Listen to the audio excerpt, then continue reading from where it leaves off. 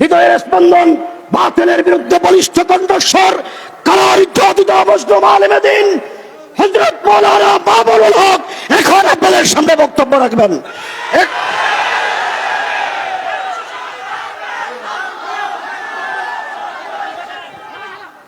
আসসালামু আলাইকুম ওয়া রাহমাতুল্লাহ। নাহমাদুল্লাহ তাআলা ওয়া নুসাল্লি আলা রাসূলিহিল কারীম, আম্মা বা'দ। আউযু বিল্লাহি মিনাশ শাইতানির রাজীম। বিসমিল্লাহির রাহমানির রহিম। ইন্নামা আশকু বাসসি ওয়া হুজনি ইলাল্লাহ। সাদাকাল্লাহুল আযীম।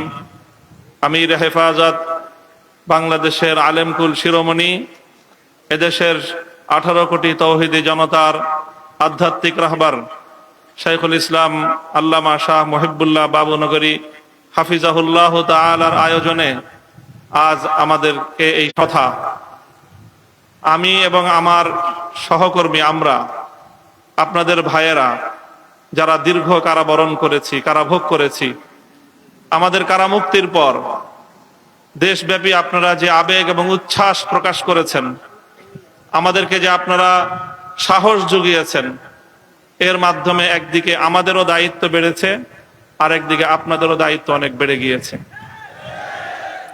প্রথমে আমি আমাদের দায়িত্বের কথাটা বলি। আলহামদুলিল্লাহ, আমাদের কষ্ট হয়েছে।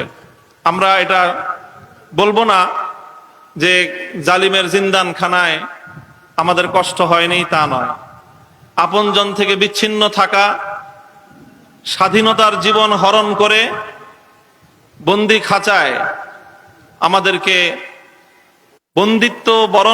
বন্দিত্বের শেকলে বন্দি করে রাখা, এটাই ছিল আমাদের জন্য অনেক বড় যন্ত্রণার বিষয়। সেই বন্দিত্ব থেকে মুক্তির পর দেশব্যাপী হেফাজতে ইসলামের নেতাকর্মীরা এবং সারা দেশের দলমত নির্বিশেষে সকল শ্রেণী ও পেশার তৌহিদি জনতা যেভাবে কারামুক্ত হেফাজত নেতৃবৃন্দকে উচ্ছ্বাসের সাথে, আবেগের সাথে বরণ করে নিয়েছেন, তাতে আমরা বুঝতে পারছি যে আমাদের আগামী দিনে আমাদের দায়িত্ব অনেক বেশি। এবং আলহামদুলিল্লাহ, আল্লাহ পাক রব্বুল আলামিনের নিকট আফিয়াত চেয়ে আল্লাহ আমাদের জন্য সহজ করুন, এই দোয়া করে শপথের বাণী উচ্চারণ করতে চাই। আমাদের সকল কারাবন্দীদের পক্ষ থেকে আমি সে কথা উচ্চারণ করতে চাই। ইনশাআল্লাহ আল্লাহর জমিনে আল্লাহর দ্বীনের ঝান্ডা সমুন্নত রাখতে, আল্লাহর পয়গম্বরের ইজ্জতের হেফাজত করতে, এদেশের নাস্তিক্যবাদকে রুখতে, এদেশে ইসলামকে উপড়ে ফেলার সকল ষড়যন্ত্রকে রুখার জন্য যদি এর চেয়ে বড় ত্যাগ এবং কোরবানির প্রয়োজন হয়, হাসি মুখে আমরা সেই ত্যাগ করতে প্রস্তুত রয়েছি, জীবন দিতে প্রস্তুত রয়েছি। সন্তানদেরকে যদি এতিম করতে হয় সেজন্য আমরা প্রস্তুত রয়েছি। স্ত্রীদেরকে যদি বিধবা করতে হয় সেজন্য আমরা প্রস্তুত রয়েছি। মায়ের বুক যদি আমাদের খালি করতে হয়, আমাদের মায়েরা বুক খালি করে চোখের অশ্রুতে তাদের কলিজার টুকরো সন্তানদেরকে মাটির নিচে খোদার হাতে সুপর্দ করবে। কিন্তু ইসলামের জন্য, ইসলামের বিপক্ষ কোন শত্রুর সাথে এক মুহূর্তের জন্য আপোষ করতে প্রস্তুত নয়।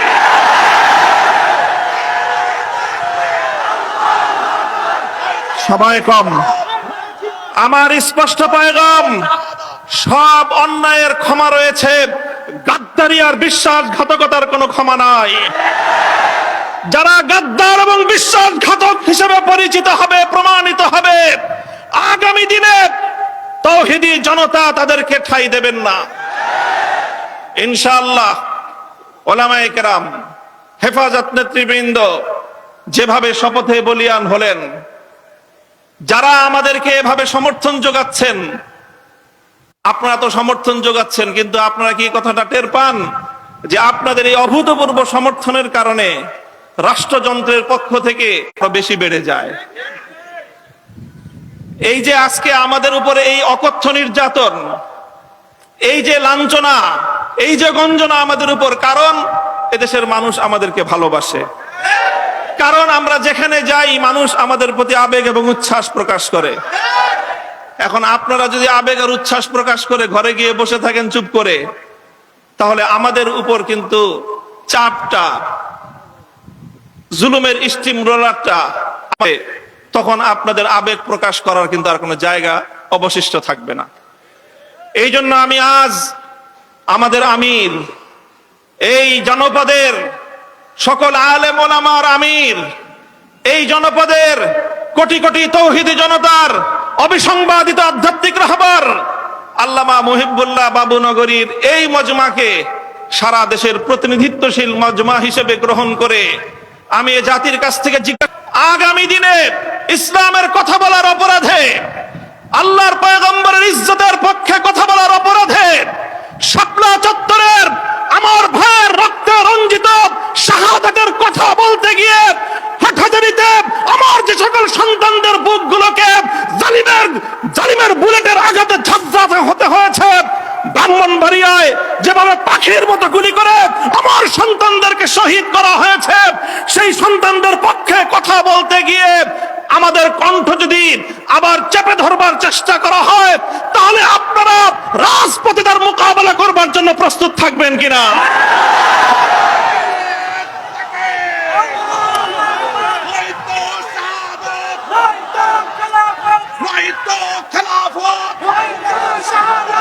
সংগ্রামী সাথী ও বন্ধুগণ, কথা দীর্ঘায়িত করার অবকাশ নেই।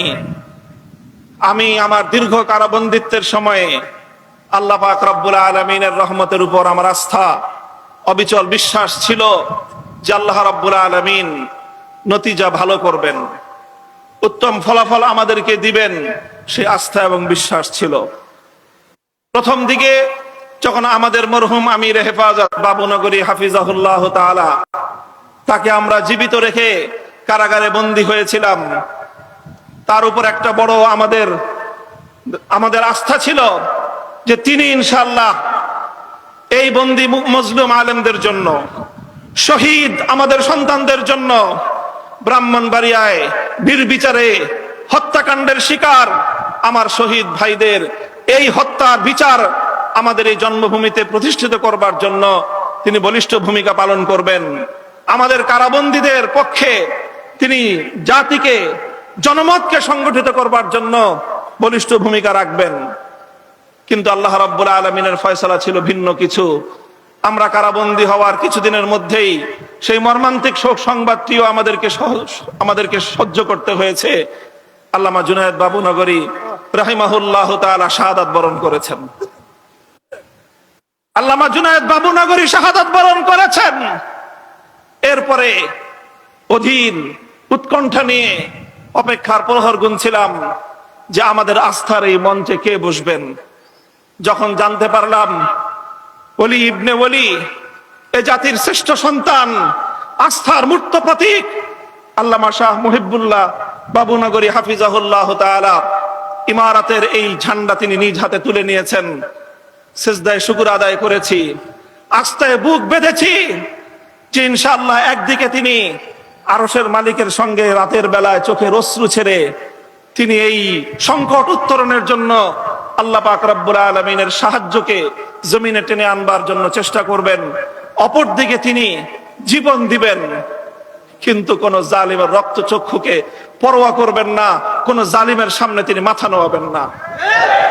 এই আস্থা ছিল এবং আলহামদুলিল্লাহ আমার উপলব্ধি হলো এই, যতটুকু আস্থা শুরুর সূচনাতে ছিল, আজ পর্যন্ত আমরা আমাদের আমির হেফাজতের থেকে তার আচার আচরণ, তার ভূমিকা আমাদের আস্থার চেয়ে বহুগুণ বেশি পেয়েছি।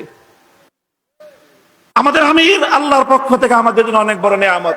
ইনশাআল্লাহ আমির হেফাজতের হাতকে যদি আমরা এভাবে শক্তিশালী রাখতে পারি, এদেশে আমাদেরকে জুলুম করতে পারবে, আমাদেরকে গুলি করে হত্যা করতে পারবে, আমাদেরকে দিয়ে ভরপুর করতে পারবে। বাংলাদেশে কারাগারে সর্বমোট আসন হলো 70,000। কয় হাজার? আমরা শাপলা চত্বরে গিয়েছিলাম, কমপক্ষে হলো 20 থেকে 25 লক্ষ। 70,000 হেফাজতের কর্মীরা কারাবন্দী হবে, কিন্তু জালেমের সামনে মাথা নোয়াবে না। এই দেশের 1 ইঞ্চি মাটি নাস্তিক্যবাদ এবং ইসলাম বিদ্বেষের জন্য কারো হাতে ইজারা দেবে না ইনশাআল্লাহ। আল্লাহ পাক আমাদের সকলকে তৌফিক দান করুন, কবুল করুন। আমাদের আমির হেফাজত সহ আকাবিরিনদেরকে আল্লাহ পাক দীর্ঘ নেক হায়াত দান করুন। ওয়া আখিরু দাওয়ানা আলহামদুলিল্লাহি রাব্বিল আলামিন। আসসালামু আলাইকুম ওয়া রাহমাতুল্লাহ।